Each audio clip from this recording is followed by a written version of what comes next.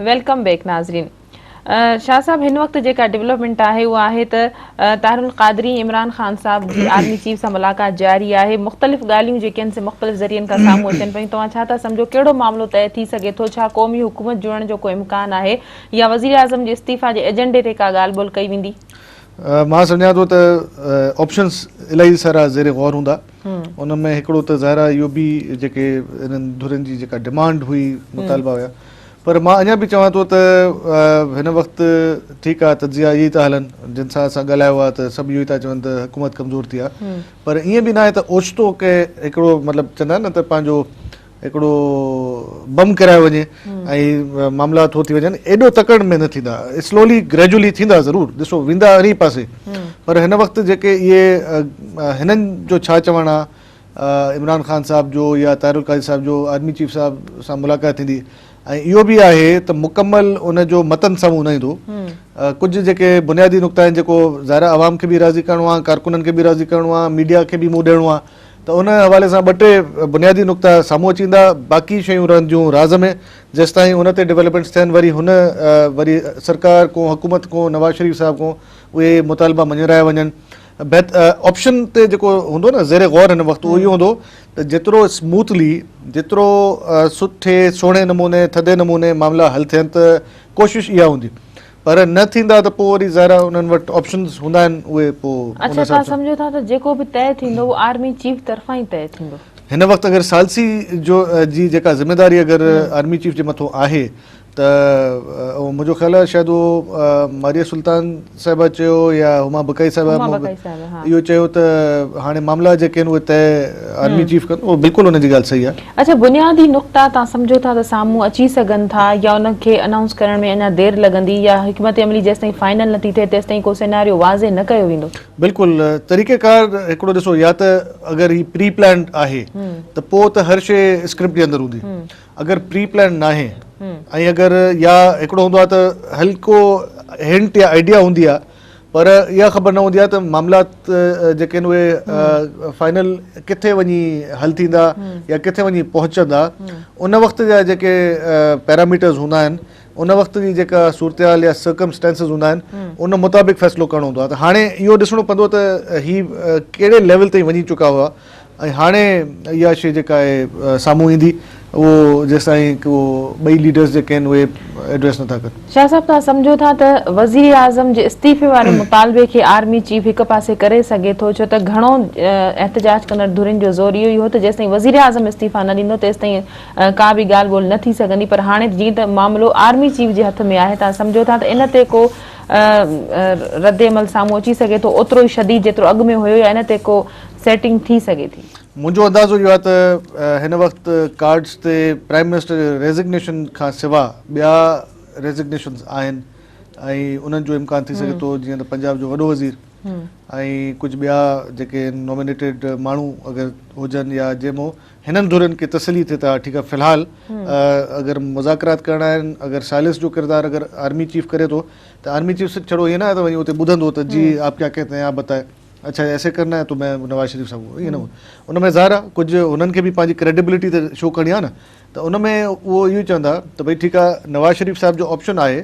पर हालात बि ॾिसो न अहिड़ा पैदा करे सघजनि था कुझु अरसे खां बाद में। हिकिड़ो जीअं मूं अॻु में चयो त स्मूथली कोशिशि हूंदी त इहे जेके आहिनि मामलात तरीक़े सां तय थियनि, जंहिंमें का अहिड़ी जेके चवंदा आहिनि त हड़ाहुड़ी न थिए, जंहिंमें मतिलबु ईअं न थिए त जेके बि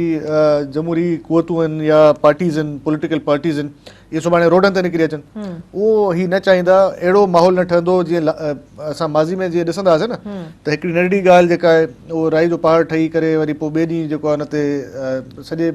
आवाम जी मुल्क जी इंटरनेशनली तवजा उन हिकिड़ी ॻाल्हि ते हूंदी। हिन दफ़े ही ॾाढो टेक्निकली खेॾंदा,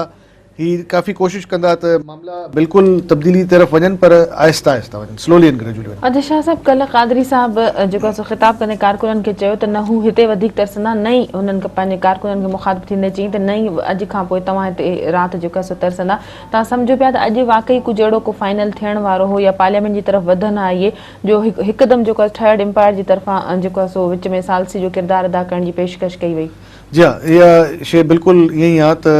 ताहिरुल क़ादरी साहब हिकिड़ी ॻाल्हि त वाज़े करे छॾी त हाणे जेके नेगोसिएशन्स आहिनि डायलॉग्स आहिनि टॉक्स आहिनि उहे बंदि, उहो त हुन वाज़े करे छॾियो। उहो वाज़े करण खां पोइ तारुल क़ादरी साहब बि इहो साइनअप कई त हुन चयो त भई कल इनकलाब योम इनकलाब होगा, पर योम इनकलाब सुबुह जो ज़ाहिर आहे हुन टाइम न रखियो, हुन शाम जो टाइम रखियो त जेसि ताणी डेवलपमेंट्स थियनि। छा आहे त छो रखियो, उनजो बि सबबु आहे न। हाणे तव्हां अगरि असांजे नाज़रीन जे लाइ बि इहो आहे त कैलकुलेशन अगरि तव्हां कयो त कल्ह जेॾीमहिल इहे ख़िताब थियनि पिया उन वक़्तु आर्मी चीफ कल्ह कराची में हुयो, जेको एयरपोर्ट वारो जेको वाक़ियो साम्हूं थियो, जेको दहशतगर्दी वारो, उन ते उहो जेको आहे हुया मसरूफ़ उन में, ऐं कुझु ॿियूं बि मसरूफ़ियात उन्हनि खे हुयूं, त हुननि खे बि टाइम गेन करिणो हुयो त आर्मी चीफ साहब वापसि अचनि, पंहिंजे हेडक्वार्टर अचनि, लाहौर या पिंडी अचनि या इस्लामाबाद अचनि। उनखां पोइ ज़ाहिर आहे उन्हनि जे बि शेड्यूल में काफ़ी मामलात पहिरियों ॿिया हूंदा, कुझु पंहिंजा इंटरनल सलाह मशवरा हूंदा। उनखां पोइ प्राइम मिनिस्टर सां मीटिंग थींदी त उहा उन्हनि खे ख़बर हुई त इन टाइम ते ई थींदी, ऐं उहो उन जी टाइमिंग उहा ई हुई। त तॾहिं हिननि 4 बजे जो चयो, न त क़ादरी साहब जेके अल्टीमेटम्स ॾिना आहिनि या जेके डेडलाइंस ॾिनियूं आहिनि उन में टाइम स्पेसिफिक कॾहिं न कयो आहे न कि इतने बजे। कल्ह वारे ख़िताब में स्पेसिफिकली हुन चयो 4 बजे, त इहा बि आहे न, या ओपन करे छॾिया ॻाल्हि। शाह साहब, इन्हनि 48 कलाकनि में वज़ीर आज़म जी आर्मी चीफ सां 2 मुलाक़ातूं पिणु थी चुकियूं आहिनि। तव्हां सम्झो पिया त सूरत हाल इन तरफ़ वञे पई त कुझु तय थियण वारो आहे, या नेठि इन अॼोकी मुलाक़ात में इहो नतीजो साम्हूं आयो त आर्मी चीफ जेको आहे सालसी जो किरदारु अदा कंदो? ॾिसो, ॻाल्हि त हाणे डेवलपमेंट थी चुकी आहे हिकिड़ी, उहा ब्रेकिंग न्यूज़ बि अची वई, DGISPR पारां बि अची वई त आर्मी चीफ जेको आहे उहो साम्हूं आहे, धुरियुनि खे तलब बि कयो वियो आहे। धुरियूं मां जॾहिं चवंदो आहियां हिन सॼे मामले में त कुझु दोस्तनि जो ख़्यालु आहे तव्हां धुरियूं छो चवंदा, मां चयो इन करे एहतजाज कंदड़ धुरियूं थियूं न, इहे सॼो मुल्क हिकिड़े पासे, पार्लियामेंट हिकिड़े पासे बीठी आहे, हीअ ॿिए पासे बीठा आहिनि, त इन हिसाब सां इहो थियो त ॿई बज़ाहिर त जुदा जुदा आहिनि, पर हूअं अंदरूनी खाना हिकु ई आहिनि, ऐं पाण में मुशावरत बि आहे, हिननि जी अंडरस्टैंडिंग बि आहे। त ऐं आर्मी चीफ बि ॿिन्हिनि खे साॻे वक़्तु तलब कयो आहे न। ईअं न आहे त क़ादरी साहब खे चयो जे त आप अभी मिल रहे आके, इमरान ख़ान खे चयो जे आप सुबह मिल रहे मेरे से, ॿिन्हिनि खे एट अ टाइम सॼो वियो आहे त भई ज़ाहिर आहे मैटर्स तव्हां ॿई गॾु था हलायो, ॿई गॾु ख़िताब बि कयो था, हिकिड़ो लहे थो ॿियो चढ़े थो, त उन हिसाब सां इहो मैसेज बि उन आर्मी चीफ सम्झो हूंदो त मूं वटि शायदि एतिरो टाइम न हूंदो, मां बार बार इहो वेही भॼ डुक कयां, त इन्हनि खे तलब करे हिन वक़्तु मामलात वेही जेके आहिनि तय करे था वठूं, या जेके उन्हनि जूं ॻाल्हियूं ॿुधी था वठूं। शाह साहब, सियासी पार्टियुनि जा छा तव्हां सम्झो था कि बयान साम्हूं अची सघंदा सुभाणे, या उन्हनि खे बि इंतज़ारु हूंदो त हाणे जेको बि किरदारु अदा कयो पियो वञे आर्मी चीफ जे तरफ़ां, त जेको बि मंज़रनामो आहे उन्हनि जे तरफ़ां ई वाज़े थी सघे, तेसि ताईं इन ते उन्हनि जी बि ख़ामोशी हूंदी, या उहे का राय वग़ैरह ॾेई सघनि था? ॾाढो ज़बरदस्त तव्हां हिकिड़ी ॻाल्हि कई आहे त हूअं जेके असांजो कल्ह ताईं जूं जेके डेवलपमेंट्स हुयूं, त असांजूं जेके सियासी पार्टियूं, सियासी अॻुवान, उहे बाक़ाइदा उन्हनि जा टिकर पुरजोश नमूने हलनि पिया, उन्हनि जा बयान बि अचनि पिया, ख़बरुनि में बि उन्हनि जा शॉट्स अचनि पिया, साउंड बाइट्स अचनि पिया, मतिलबु जिते बि उनखे मौक़ो मिले पियो, सोशल मीडिया ते बि हुया। हिन वक़्तु तव्हां ॾिसो त तव्हां अगरि चैनल, जेतिरा चैनल आहिनि उहे तव्हां फिरायो, त उन में इहे सियासी अॻुवान जेके आहिनि थोरा मतिलबु एनालाइज़ था कनि, त चवंदा आहिनि त पॉलिटिक्स में चवंदा आहिनि वेट एंड सी, त उहो वेट एंड सी था कनि। त ऐं हुन सभिनि जूं नज़रूं हिन वक़्तु इहे आहिनि त इन मुलाक़ात जो जेको आहे नतीजो छा आहे, उन में कहिड़ियूं अहिड़ियूं ॻाल्हियूं साम्हूं अची सघनि थियूं, पॉसिबल सिनेरियो छा थी सघे थो सभिनि खे, ऐं को बि हिन वक़्तु कॉमेंट न कंदो। तव्हां अगरि ॻाल्हाइण जी अगरि पाण बि कोशिशि कयूं था, को अगरि पार्टी कंहिं पीपल्स पार्टी जो, नवाज़ लीग जो, या कंहिं ॿी पार्टी जो अॻुवान असांखे मिली वञे, त तव्हां ॾिसजो त हिन वक़्तु हर को इहो ई हूंदो त कल्ह हालांकि असां लेट नाइट ट्रांसमिशन कईसीं, असांखे 1:30 लॻे बि माण्हू मिलिया, 2 लॻे बि असांखे सियासी पार्टियुनि जा अॻुवान मिलिया, पर अॼु असां थोरो कोशिशि कईसीं थोरी देरि हाणे बि पहिरियों त राब्ते में न पिया अचनि, हिन जो मतिलबु त हू ॻाल्हाइण जे मूड में न आहिनि, त मथां हिन वक़्तु असांखे पाण ॾिसो अनसर्टेनिटी त आहे न। बिलावल भुट्टो साहिब जो ट्वीट काफ़ी आहे इन ॻाल्हि खे सम्झण जे लाइ त जेको हिन वक़्तु सॼो वायुमंडल में। अच्छा, शायदि इन करे बि जेको सो तज्ज़ियो या तबसरो न पियो कयो वञे, का राय न पई ॾिनी वञे, छो त उन्हनि खे ख़बर आहे त हाणे जेका वाज़े हिकमत अमली ईंदी उहा थर्ड एम्पायर जे तरफ़ां ई अचणी आहे, इन करे उन्हनि जो हिन वक़्तु को ॻाल्हाइण को एतिरी अहमियत नथो रखे। उन्हनि त पंहिंजी तरफ़ां भरपूर कोशिशूं कयूं ऐं एतिरो सारो टाइम ॾिनो वियो। टाइम त बिल्कुलु ॾिनो वियो, ऐं इन में इहो हुयो त हुकूमत खे खपे आहे त थोरो स्टेप बाय स्टेप जेको आहे न करे। हाणे छा थींदो आहे त स्ट्रेटजी जॾहिं बि ठहंदी आहे त काउंटर स्ट्रेटजी जॾहिं तव्हां ठाहींदा हो, मतिलबु त हिकिड़ी स्ट्रेटजी अॻियां साम्हूं वारे जी, ऐं तव्हां वरी पंहिंजी ठाहींदा हो। तव्हां जेको प्लान कंदा उन वक़्तु लॻंदो आहे त ज़बरदस्त क़िस्म जी तव्हां प्लैनिंग कई आहे, तव्हां उन्हनि खे बसि मात ॾेई छॾींदो। इहो हूंदो आहे ओवर कॉन्फिडेंस, जेको सदाईं जॾहिं बि कंहिंजो अगरि ॿेड़ो जेको आहे उहो ॿुधण वारो हूंदो आहे, उन में इहा ई ॻाल्हि हूंदी आहे, हर को तजियो बि कंदो आहे त हे तमामु घणा ओवर कॉन्फिडेंट आहे। मियाँ साहब नवाज शरीफ साहब या उन हुकूमत या उन सलाहकार भी उन्हनि खां बि इहा ग़लती थी आहे त उन्हनि चयो त इनको हम थकाएंगे। ये कहाँ जी, ये बर्गर क्राउड है, इतने दिन कौन बैठेगा, धूप होगी, अंदाज़ो उन्हनि खे वाकई न हो त ही को एॾो सस्टेनेबिलिटी वारो फैक्टर थींदो। रेड जोन जे हवाले सां उन्हनि ॻाल्हियूं कयूं त रेड जोन में तो कोई फैसिलिटी नहीं है और उसमें कैसे ये बैठेंगे। डिप्टी स्पीकर शैला रज़ा साहिबा सां लाइन ते। जी अस्सलाम वालेकुम शैला रज़ा साहिबा। वालेकुम अस्सलाम। आप जो है वेलकम सिचुएशन सेंटर में एक बार फिर। और ये बताइए कि पिंडी में इस वक्त क्या हो रहा है, आपकी इतलात क्या कहती हैं। और बिलावल भुट्टो साहब का जो ये ट्वीट आया है बीबी हम शर्मिंदा हैं, इसकी ज़रूरत क्यों पेश आई, उन्होंने क्यों इस तरह का मायूस हो गए, क्या मसला है। नहीं देखिए, ये जो कहा गया है बिलावल भुट्टो जरदारी साहब की तरफ से कि बीबी हम शर्मिंदा हैं, वो इसीलिए कहा गया है कि किस तरह से अपने आप को पॉलिटिशियन कहने वालों ने ये मजबूर कर दिया तमाम डेमोक्रेटिक फोर्सेस को कि हम इतने अड़े रहेंगे बच्चों और औरतों को यरगमाल बना के कि चाहे जमहूरियत चली जाए। और यकीनन फिर आर्मी चीफ को इंटरवीन करना पड़ा और वो इमरान खान जो कहते थे मैं कंटेनर से नहीं उतरूंगा, शायद इसी उंगली का इंतजार कर रहे थे कि नीचे उतर गए और बात करने चले गए, और ना तो हर बात उनकी सुनी भी जा रही थी और मानी भी जा रही। सही। अच्छा शैला रज़ा साहिबा, अगर हम इसकी इंटरप्रिटेशन पे और मज़ीद अगर बात करें तो आप कह रही है कि ये जो जिन्होंने औरतों बच्चों को बिठा कर रखा और वो बज़िद थे और हट दर्मी थी उनकी, और उनके जो मुतालबात थे वो भी इतने ज़्यादा कोई जायज़ या नाजायज़ में हम नहीं जाते इस वक्त, लेकिन आप ये नहीं समझती है कि जब पार्लियामेंट इतनी स्ट्रॉन्ग है, सारी पॉलिटिकल फोर्सेस यकजा हो गई थी, तो उसके बावजूद डेडलॉक जो है वो प्रिवेल करता रहा और वो उसका खात्मा नहीं हो सका और कोशिशें आपकी जो है वो रायगा हो गई। देखिए बात ये थी कि ताकत का इस्तेमाल हुकूमत भी कर सकती थी, लेकिन मैंने कहा कि एक तरफ मुरीदैन थे जिनको पसंद देके पाबंद किया जाता है जी, तो वो बच्चे और औरतों के साथ थे और सिर्फ खून खराबा होता तो अनआर्म्ड गवर्नमेंट की बात उन्हें समझ नहीं आ रही थी, और जब आर्म फोर्सेस को लाया गया तो ये वही जबान समझते। अच्छा, अगर हम थोड़ा सा मोहतात आपका अगर हम एक तज्जिया अगर लेना चाहें मौजूदा जो इस वक्त की मौजूदा सूरत हाल में जो मुलाकातें हैं, कुछ लोगों का ख्याल है, हमने मुख्तलिफ लोगों से एनालिस्ट से बात की है, उन्होंने कहा है कि बहरहाल हुकूमत जो है बिल्कुल एक कमज़ोर जो है ग्राउंड पे आ गई है, कमज़ोर फुटिंग पे आ गई है। तो अब आगे आप क्या समझती हैं कि ऑप्शन क्या रह जाता है, सरेंडर करेंगी हुकूमत या आगे बढ़ेगी। देखिए हम अपने अपने तबसरे करते हैं, लेकिन हम ये समझते हैं कि आर्मी जो है वो under the ministry of defence आता है, और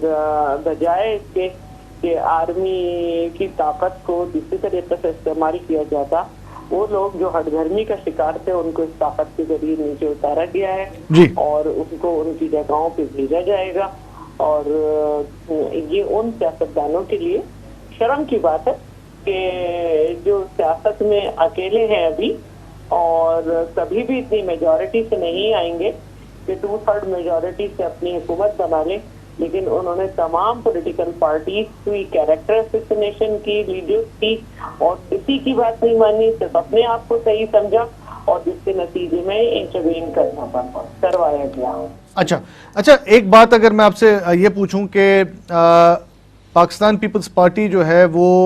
कौमी असम्बली में दूसरी बड़ी जमात है और तहरीक इंसाफ तीसरी, और वोट के एतबार से पाकिस्तान तहरीक इंसाफ दूसरी बड़ी जमात है। इसका मतलब कि लोगों की एक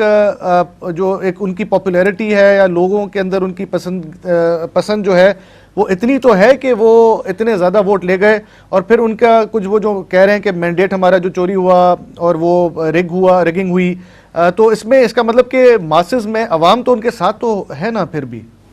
देखिए वोट देना एक अलग फैसला है, और वोट देने के बाद किसी को एम्पावर करने का मतलब ये नहीं होता जी, लोगों को तो नहीं मालूम कि कल ये कहेंगे कि जी आइन के खिलाफ हमारी बातें वाली है। सही। मैं समझती हूँ कि इमरान खान ने जिस तरह से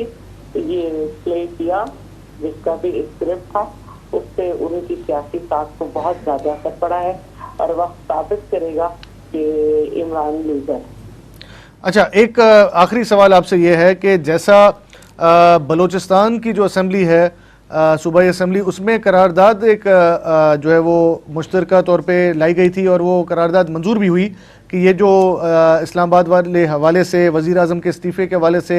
या असेंबलियों को तहलील करने वाले हवाले से, यही चीज़ जो है वो खैबर पख्तूनख्वा में भी लाई गई, लेकिन वो रुक गई। सिंध ने ये क्यों नहीं किया? सिंध असेंबली सेशन में नहीं थी। सेशन में नहीं थी। सबसे बड़ी बात यह है कि नेशनल असेंबली में ये चीज यूनानी मसली पास हुई थी और अच्छा, तो इसलिए अच्छा, नहीं समझी गई। राइट, ठीक है। शला रज़ा साहिबा, बहुत शुक्रिया, आपने सिचुएशन सेंटर में इस वक्त हमसे बात की। शाह साहब, शहला साहब जेको ज़िक्र कयो त जेकॾहिं हुकूमत चाहे हा त ताक़त जो इस्तेमालु करे पई सघी, पर उन जे बावजूदि हुकूमत पंहिंजी तरफ़ां ताक़त जो इस्तेमालु न कयो। मॉडल टाउन वारो साम्हूं उन्हनि खे साम्हूं न पिए चाहियो त ॿिन्ही धुरियुनि तरफ़ां इन तरह जो ॿीहर मुज़ाहिरो कयो वञे, पर चयो पियो वञे त औरतुनि जी हिकिड़ी वॾी तादाद हुई। तारुन क़ादरी जे कंटेनर जे चौधारी पिणु औरतूं वेठियूं हूंदियूं। तव्हां सम्झो था त इहो बि हिकिड़ो वॾो सबबु हुयो जंहिंखे ढाल बणायो एहतजाज कंदड़ धुरियुनि बि, ऐं जंहिंजे करे ताक़त जो मुज़ाहिरो न कयो हुकूमत बि। मुंहिंजो ख़्यालु आहे त औरतुनि जो जेको आहे सान्यो जेको थियो आहे मॉडल टाउन में, उन में 2 औरतूं जेके आहिनि उन्हनि खे बेदर्दी सां जेको आहे गोलियूं हणी जेको आहे उन्हनि खे उन्हनि जी ज़िंदगी जो अंत आंदो वियो। मां सम्झां थो त ज़ाहिर आहे हिकिड़ो ऑलरेडी हुकूमत लाइ बि त हिकिड़ो टेस्ट केस हुयो, ऑलरेडी उन जे साम्हूं हुयो ऐं हू अफोर्ड न पिया करे सघनि। ऐं ॿियो इहो त अगरि का बि अहिड़ी जल्दबाज़ी अगरि थिए हा त इहा ॻाल्हि स्टैब्लिश थी वञे हा त नवाज़ शरीफ़ साहब जी जेका हुकूमत आहे उन में गुलू भट्ट ऐं बिलू भट्ट ऐं जेके पोमी भट्ट आहिनि उहे जेके उन्हनि सां भरियल आहे। ऐं पोइ इहा ॻाल्हि सिर्फ़ु इन्हनि ताईं न रहिया, पोइ इहा ॻाल्हि अॻिते हली वञे हा। पोइ उन्हनि में इन जा इलाही सारा अॻवान जेके जज़्बाती तक़रीरूं कंदा आहिनि, बयान ॾींदा आहिनि, सादर रफ़ीक साहब, राणा सनाउल्ला ऐं ॿिया जेके केतिरा ई, त पोइ इहो सॼो सओ जेको आहे FIR पोइ हिकिड़ी उहा सिर्फ़ु न थिया, पोइ हिकिड़ी ॿी इस्लामाबाद में बि हिकिड़ी FIR थिया। शाह साहब, शहबाज शरीफ़ जे इस्तीफ़े वारो मामिलो जिन जूं ॻाल्हियूं कयूं पियूं वञनि, शहबाज शरीफ़ ओचितो जेको आहे सो वतन वापसि पहुची वियो, पर तव्हां न पिया सम्झो त इहो कार्ड बहितर हुकूमत पाण जेको आहे सो इस्तेमालु करे आहे, बजाए जो हाणे इन कार्ड जो इस्तेमालु कयो वञे? तव्हां चओ था त इहो बाद में थिया? न, हुकूमत वटि जॾहिं ऑप्शन हो त शहबाज शरीफ़ वापसि आयो आहे, फौरन हुनजी जेको आहे सो इस्तीफ़ा हुन खां वरिती वेंदी। इन तरह जूं ख़बरूं हुयूं त शहबाज शरीफ़ हाणे ऐलान कंदो इस्तीफ़ा ॾियण जो या हुन खां नवाज़ शरीफ़ साहब इस्तीफ़ा वठंदो, पर बहितर न हो त हाणे जेकॾहिं सुभाणे इन तरह जो ऐलान थिए थो, सालसी कंदड़ धुरियुनि तरफ़ां जेकॾहिं अहिड़ो ऐलान करायो वञे थो त उन्हनि जी ज़िमेदारी थींदी, पर इन खां बहितर न हो त हुकूमत पाण ई जेको आहे सो हुन इस्तीफ़ा वारो ऑप्शन पेश करे छॾिया। ॾिसो, वॾे वज़ीर अगरि असां हिन वक़्तु अगरि असां हुन हुकूमत आहे हिन कुर्सी ते ऐं पाण वेठा आहियूं हुन कुर्सी ते, त असां लाइ इहो चवणु आसान आहे। हुकूमत वारी कुर्सी ते अगरि असां पाण वेही सोचियूं ऐं ॻाल्हायूं त इहो त सरेंडर वारो जेको हूंदो आहे न, तकिड़ो सरेंडर जेको आहे उहो थींदो आहे। ऐं तकिड़ो सरेंडर जेको आहे करण जो मतिलबु इहो त तव्हां हथियार फिटा करे छॾिया, असाबी जंग बि तव्हां हाराए वियो, इख़लाक़ी जंग बि तव्हां हाराए वियो, सियासी जंग बि तव्हां हाराए वियो। त मियां साहब जेको आहे उहो इन हवाले सां एतिरो त हाणे मेच्योर आहे, पॉलिटिकली एतिरा साल गुज़री विया आहिनि, त उहो घटि में घटि एतिरी कैलकुलेशन रखे थो त अगरि मामला सफ़ा एज़ अ लास्ट रिज़ॉर्ट हल करणा आहिनि, उन में इहे ऑप्शन जेके रखिया वञनि त भई ठीकु आहे, अगरि इन में ई तव्हांजो दिलि ठरे थी, तव्हां मुतमइन थियो था त बसि पोइ ठीकु आहे, इहो ऑप्शन चए त मामला हुकूमत जे हथ मां निकिरी विया आहिनि, उन में बि आहे। ब्रेक जो वक़्तु है, ब्रेक खां पोइ कंटिन्यू कयूं था। नाज़रीन, वक़्तु है ब्रेक जो, वठूं था ब्रेक।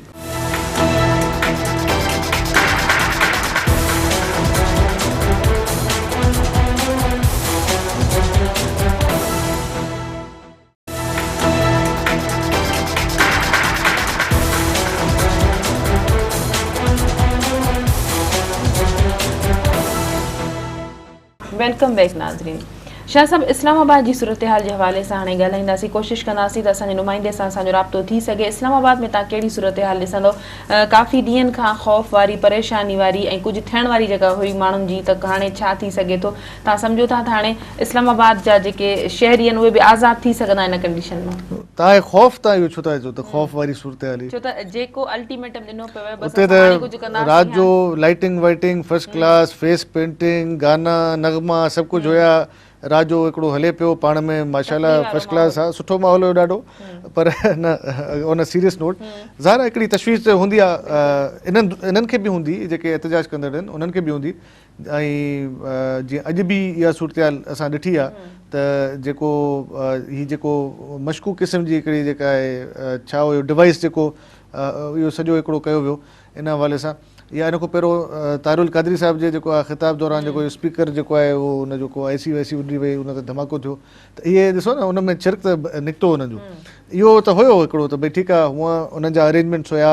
हिकिड़ी शील्ड जेका आहे ह्यूमन जेका आहे हिकिड़ी वॉल ठाही वई, उन जा रज़ाकार उन में हुया, चाहे उहो टाइगर्स हुजनि इमरान ख़ान साहिब जा या हिननि जा जेके हिन जा जानसार, अॻे असां जानसार छड़ो ॿुधो होसीं मोहतरमा बेनज़ीर भुट्टो साहिब जे हवाले सां, पर हेॾे बि हाणे जानसार अची विया आहिनि, ऐं उहो फ़ौरन वरी राति जो ऐलानात बि कराईंदा आहिनि त बाबा उथो उथो जाॻो अने पंहिंजे हिसार में वठो, बसि हाणे ईअं थींदो। त चवण जो मक़सदु इहो त इहा शइ बिल्कुलु हिकिड़ी हुई, पर हाणे अगरि ओवरऑल ॻाल्हि कजे अॼु हिकिड़ी ॿी डेवलपमेंट थी थो जेका मां सम्झां थो त अलाए असांजी जेका ॿी जेका मीडिया आहे उन कैरी कयो आहे या न कयो आहे, इहो तमामु हिकिड़ो अहम ऐं इम्पोर्टेंट ऐलान थियो आहे त इस्लामाबाद में फ़ैसिलो कयो वियो आहे त 1 सेप्टेंबर खां वठी जेके आहिनि स्कूल उहे खोलिया वेंदा, ऐं एजुकेशन जेको आहे तालीम तमामु घणो मुतासिर थी आहे, ॿारनि जो हिकिड़ो जेको पूरो महीनो त ख़ैर न, कुझु अधु महीनो या 3 हफ़्ता, पर 3 हफ़्ता बि इलाही हूंदा आहिनि, उन में इहो हूंदो आहे जॾहिं स्कूल या जॾहिं तव्हांजो सेशन शुरू थींदो आहे त 10-15 ॾींहं क्लासूं हलंदियूं आहिनि, त पोइ वरी इहे जेके क्लास टेस्ट ऐं मिड छा हूंदा आहिनि जेके फर्स्ट टर्म्स ऐं इम्तिहान ऐं सेकेंड टर्म उहे फ़ौरन मथां अची वेंदा आहिनि, त इहो ज़रूरु तालीम जो वॾो हिकिड़ो नुक़सानु त थियो आहे न सॼे जेको इहो इस्लामाबाद वारी जेका सूरत हाल आहे। छा सभु कारकुननि जे हवाले सां अगरि जे ॻाल्हि कजे, कारकुन मेंटली प्रिपेयर हुया जॾहिं उन्हनि खे कल्ह बावर करायो वियो त भई अॼु खां पोइ तव्हां वधीक हिते वक़्तु न रहंदा, तव्हां सम्झो था त उन्हनि जे तरफ़ां जेको रिएक्ट कयो वियो जॾहिं उन्हनि जे सरबराह उन्हनि खे चयो त असांखे आर्मी चीफ जेको आहे सो वक़्तु घुरे थो, उन्हनि खे ॾिजे न ॾिजे, तव्हां सम्झो था त कारकुननि में मायूसी वारी कैफ़ियत पैदा थी सघे थी, या वरी बि उहो फॉलो कंदा पंहिंजे सरबराहनि जे तरफ़ां उन्हनि खे जेके हिदायतूं ॾिनियूं वेंदियूं या उन्हनि जे तरफ़ां को रिएक्ट कयो वेंदो, या जेको इनक़लाब तब्दीली या नए पाकिस्तान जे हवाले सां उन्हनि जो ज़हन में हिकिड़ो नक्शो हुयो उहो टुटी फुटी सघे थो। न इन में हिकिड़ी शइ त आहे त जॾहिं तारुल कादरी साहिब पंहिंजे कारकुननि खे ॿुधायो त उन वक़्तु उनखे पॉज़िटिव मोट न मिली, उन खां पोइ वक़्तु बि थोड़ो बचो है। सिद्दीक साजिद असां सां लाइन ते इस्लामाबाद जी सूरत हाल हवाले सां। सिद्दीक, इस वक्त क्या देख रहे हैं सूरत हाल इस्लामाबाद में, क्या जो नई डेवलपमेंट हुई है उस हवाले से लोगों में आप क्या कोई चेंज देख रहे हैं? जी बिल्कुल, कुछ उम्मीद जो है वो हो चुकी है, और अभी कहा जा रहा है कि जो हमारे सालार हैं जनरल रईस शरीफ के वो इसमें मामले में आगे हैं, सालिस का किरदार अदा कर रहे हैं, और हमारी अब सियासी जमातें नाकाम हो गई हैं तो फिर उनको इस मैदान में आना पड़ा। और इस वक्त तक रावलपिंडी में आर्मी हाउस रावलपिंडी में पहले इमरान खान की मुलाकात हुई है तकरीबन 1 घंटा, और अब उसके बाद तारुल कादरी की मुलाकात जो है वो आर्मी चीफ से जारी है, जिसके बाद फिर इमरान खान, तारुल कादरी, चौधरी निसार ये इकट्ठे फिर आर्मी चीफ से मिलेंगे, और वही जो मुख्तलिफ ऑप्शन मेरे गौर है फार्मूला डिस्कस किया जा रहा है तो किस तरह इन दोनों जमातों के जो तहफ़्फ़ुज़ात हैं इंतख़ाबी नामदी के हवाले से तारुल कादरी का जो इस्लाहाती एजेंडा है इस पर किस तरह अमल दरामद को आगे बढ़ाया जाए या अमल दरामद इसके ऊपर किया जाए, इसकी कमेटी तय की जाएगी। इस सिलसिले में मुख्तलिफ तजावीज़ जो है वो ज़ेर गौर है, लेकिन इसके इस मामले को हल कराने में मरकज़ी किरदार है वो अब आर्मी चीफ जनरल रईस शरीफ का ही होगा। और ये भी बताया गया है हमें कि DGISI लेफ्टिनेंट जनरल ज़हीरुल इस्लाम वो भी इस मुलाकातों में मौजूद हैं, हुकूमत की नुमाइंदगी जो खान कर रहे हैं, जबकि जो इमरान खान और आर्मी चीफ की मुलाकात हुई है उसमें उन्होंने वाज़ेह तौर पर जो उनका इंतखाबी नामज़दगी के हवाले से नाम है इस बारे में उन्होंने बताया है, जबकि तारुल कादरी ने खास तौर पर जो कौमी हुकूमत कौन का एक ऑप्शन है उसके ऊपर उन्होंने बात की है। शाह साहब, ट्रांसमिशन जो वक़्तु पूरो थो थिए, न्यूज़ ब्रेक जो वक़्तु स्टार्ट थियण वारो आहे, तव्हां सम्झो था त इंतज़ारु आहे आवाम खे, तव्हां राति विच में ई जेका आहे अनाउंसमेंट कई वेंदी आहे, हिकमत अमली खे फ़िलहाल वाज़े न कयो वेंदो त जेके डायलॉग थिया आहिनि उन्हनि जो छा नतीजो निकितो आहे, सुभाणे ताईं के नतीजा साम्हूं अची सघनि था। ॾिसो तव्हां ई असां बि आवाम आहियूं, असांखे बि हिकिड़ी इंतज़ारु आहे त का ख़बर पवे, ऐं इहो तमामु जेको आहे हिकिड़ो प्रोलॉन्ग जेको आहे थियो आहे। कुझु ॾिसो हिकिड़ी ॻाल्हि आहे त कुझु शयूं फ़िलहाल मंज़र ते न आंदियूं वेंदियूं, कुझु शयूं इन जे करे न आंदियूं वेंदियूं त ज़रूरु उन ते पहिरियों इतफ़ाक़ राय त त पैदा थिए न। बाक़ी जेके फ़ैसिला अगरि किथे न किथे जेके अॼु जी मंझंदि खां पोइ जी डेवलपमेंट्स में कुझु अगरि तइ थी वियो आहे उहो पधिराई हाणे थी वेंदी। त ॾिसो असां हिननि तव्हांजी डिमांड हुई एफ आई आर थी वई, तव्हांजी डिमांड मिसाल पॉइंट ही आहे 1 2 3 उन में 1 थी वियो 2 हू चवनि था त ठीकु आहे करण लाइ तयारु आहिनि। हाणे तव्हां ॿुधायो त भला हिन मसइले खे फ़िलहालु पोइ कजे, फ़िलहालु इन ते कजे। ऐं मां विच में वेठो आहियां, सालिस आहियां, गारंटर आहियां, ऐं उन हिसाब सां जेको आहे तव्हां मुंहिंजी ॻाल्हि खे मञो त हीउ जेको सालिस जेको आहे न इहो इन जे लाइ ई आहे त हुननि खे थोरो पोइ ते हटाइण जे लाइ। ॿिन्ही धुरियुनि तरफ़ां हिन सालिस ते केतिरा ई दफ़ा एतमाद जो इज़हार पिणु कयो आहे पंहिंजे लफ़्ज़नि जे ज़रिए त असांजी फ़ौज जेका आहे असां सुपीरियर आहे, हिन ते असांखे भरपूर एतमाद आहे। पोइ त एतमाद एतिरे हद ताईं आहे जो अॼु त ताहिरुल क़ादी साहिब इहो बि चयो न त एतिरे ॾींहंनि खां वठी पाक फ़ौज जा नारा केरु पियो हणे, पाक फ़ौज खे ख़राज तहसीन केरु पियो पेश करे, त उहे कारकुन पिया चवनि असां त हाणे उहा शइ त आहे हिकिड़ी वाज़े आहे, उन ते वधीक हाणे छा ॻाल्हियूं। नाज़रीन, ट्रांसमिशन जो वक़्तु बि हिते पूरो थो थिए। न्यूज़ जे ज़रिए असां तव्हांखे अपडेट्स रखंदासीं, जीअं जीअं असां वटि अपडेट्स ईंदियूं रहंदियूं तव्हां न्यूज़ जे ज़रिए ॾिसंदा रहंदा। हिन वक़्तु थियो आहे न्यूज़ ब्रेक जो, हलूं था न्यूज़ स्टूडियो।